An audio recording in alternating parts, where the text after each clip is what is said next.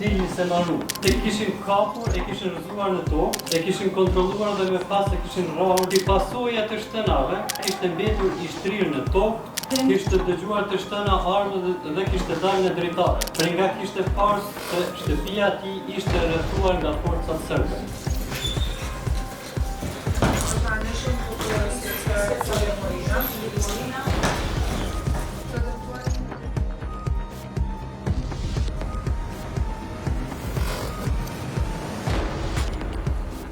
Për 7 maj 1999, disa prej atyre që dikur ishin fqinj, u bën pjesë e një force të armatosur që solli vdekjen, vujtjen dhe shkatrimin tek njerëzit me të cilët kishin ndarë mjetin vetëm banim për vite me radhë.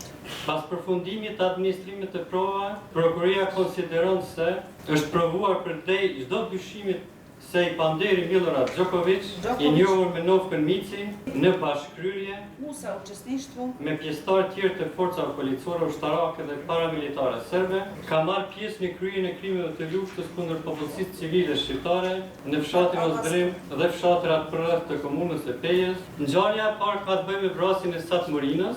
Dëshmia e Halit Gashit paraqet një rëndësi të veçantë, pasi ai ka qenë dëshmitar i drejt për drejt i rrethonave që i kanë paraprirë kësaj ngjarje dhe i veprimeve të personave të armatosur të cilët ka qenë në vendin e ngjarjes. Dëshmitari Halit Gashi ka deklaruar se me datë 7/05/1999, pas të shtënave të shumta në fshatin Ozdrim, nga frika ishte larguar nga shtëpia e tij dhe ishte fshehur dhe kishte vazhduar lëvizjen në drejtim të fshatit Bitomiric. Ai ka përshkruar se gjatë lëvizjes së tij, pasi kishte kaluar afër shtëpisë së Zymer Krasniqit, kishte dëgjuar të shtëna me armë zjarri dhe ishte fshehur në anën e djathtë të rrugës.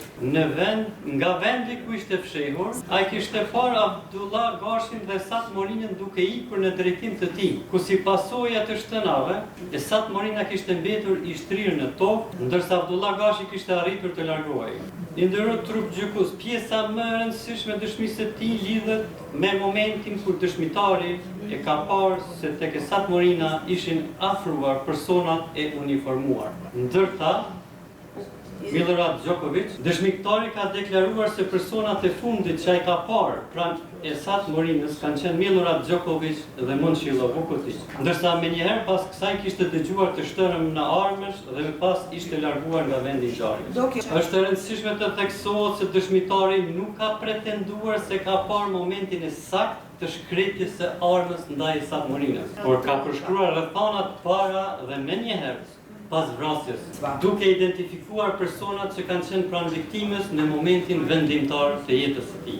Gjithashtu dëshmitari ka dhënë dhëna të rëndësishme për njohjen e të panderit. Ai ka deklaruar se Milorad Djokovic e njihte edhe para luftës, pasi ai kishte punuar si oficar në zyrën e vendit në Bitomiric dhe se gjatë asaj periudhe kishte parë vazhdimisht të uniformuar dhe të armatosur. Sipas dëshmitarit në Bitomiric, Milorad Djokovic kishte pasur pozitën e komandantit. Pra dëshmia e Halit Gashit nuk bazohet vetëm në një njohje të më vonshme të personit, por njohje paraprakët në pozitën që ai kishte pasur në komunitet, në paraqitjen e tij të vazhdueshme me uniformë dhe armë, si dhe praninë e tij konkrete në vendin ku menjëherë pas të shtënave kishte mbetur i vrarë Sat Morina. Kjo dëshmi e vlerësuar së bashku me prova tjera të administruara gjatë këtij shqyrtimi gjyqësor, veçanërisht me provat që dëshmojnë përkatësinë e të panderit në strukturat rezerviste të MUP-it, krijon një lidhje të qartë ndërmjet të panderit dhe strukturës armatosur ku ai bënte pjesë. Dhe kretë kjo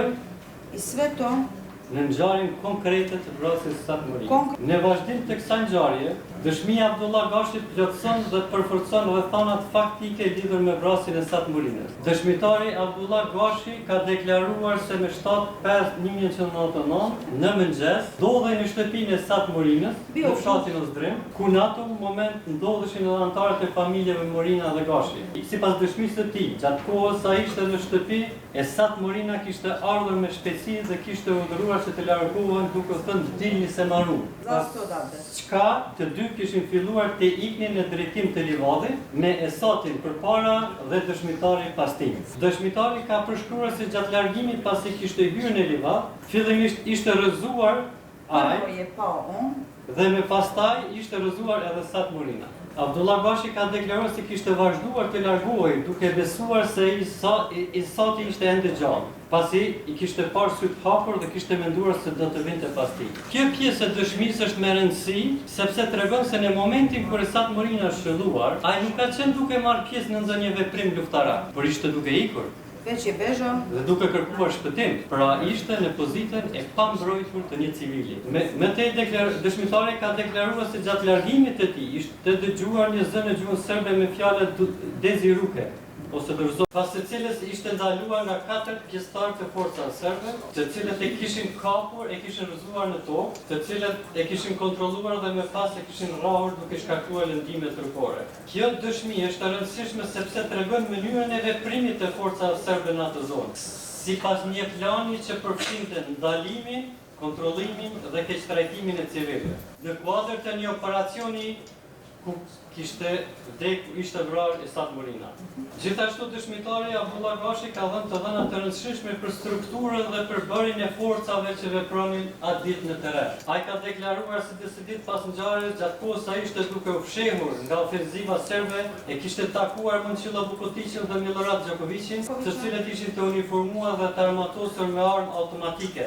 Dëshmitari ka deklaruar se këta persona i njëjtë edhe më herët, ndërsa gjatë periudhës së luftës i kishte njohur si persona të angazhuar si policë rezervë. Pra dëshmia e Abdullah Bashit është e rëndësishme për 2 arsye kryesore. Së pari, ajo vërteton rrethanat e fundit të jetës së Esat Morinës, faktin se ai ishte duke ikur, se ishte shëlluar gjatë largimit dhe se ishte lënë në vendngjarje pas ndërhyrjeve të forcave serbe.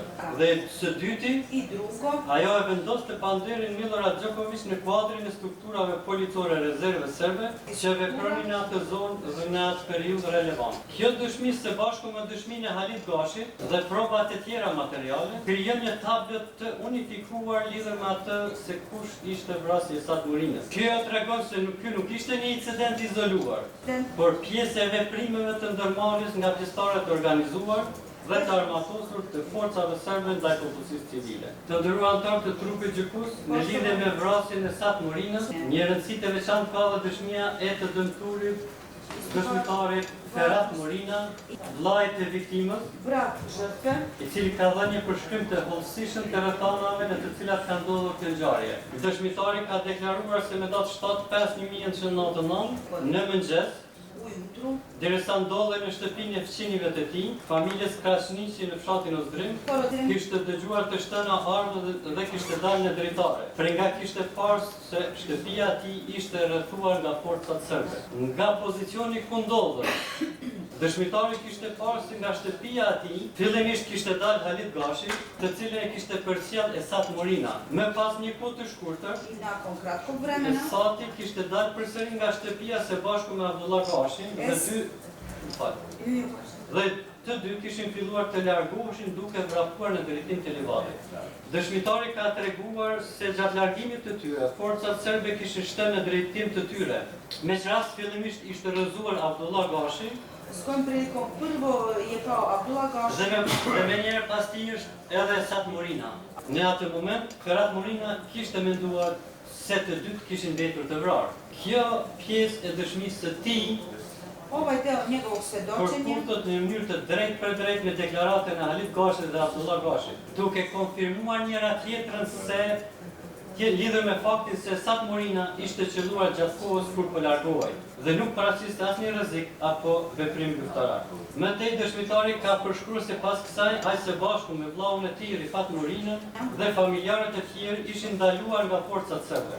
Kjo pjesë e dëshmisë është e rëndësishme sepse tregon mënyrën e organizimit të veprimit të forcave serbe ndaj popullsisë civile, e cila përfshinte dhunën sistematike siç është ndalimi, kontrollimi, ndarja burrave nga gratë dhe mbajtja e tyre në ambiente të improvizuara të ndalimit. Gjithashtu dëshmitari ka deklaruar se në kohën kur ishte ndaluar e kishte parë Momčilo Vukotićin, i cili ishte i veshur me uniformën rezerviste të Jugosllavisë dhe ai kishte vepruar në atë zonë. Kurse sa i përket të panderit Milorad Djokovic Mici ka deklaruar se më herët kishte punuar si oficial në fshatin Vitomiri dhe se gjatë luftës kishte qenë i angazhuar strukturat rezerve. Kjo dëshmi dhe dëshmi tjera të administruara e vendosin të panderin Milorad Djokovic në kuadër të strukturave të organizuara të armatës serbe që vepronte në zonën e Vitomiricës dhe Ozrimit. Kjo dëshmi është e rëndësishme pasi nuk është e izoluar, por ajo lidhet me nego ona se povezuje sa dëshminë e Halit Gashit, svedočenjem Halit i Gashit, cili ka parë Milorad Djokovicin dhe Momčilo Vukotićin pranë e Sat Morinës pas të shtënave, dëshminë e Abdullah Gashit, i cili ka përshkruar sulmin ndaj tyre gjatë largimit, si dhe prova dokumentare për përfshirjen e Tepanderit në strukturat rezerveve të MUP-it. Pra, i nderuar trupgjykues, të tërë dëshmitë e administruara në lidhje me vrasjen e Sat Morinës krijojnë një zinxhir të plotë dhe koherente provuese lidhur me vrasjen e Sat Morinës. Nëse këto dëshmi analizohen së bashku me prova tjera materiale, ato krijojnë një bazë të qëndrueshme për të përfunduar se vrasja e Sat Morinës ishte kryer nga pjesëtarët e forcave serbe, pjesë të cilëve ishte edhe Milorad Djokovic.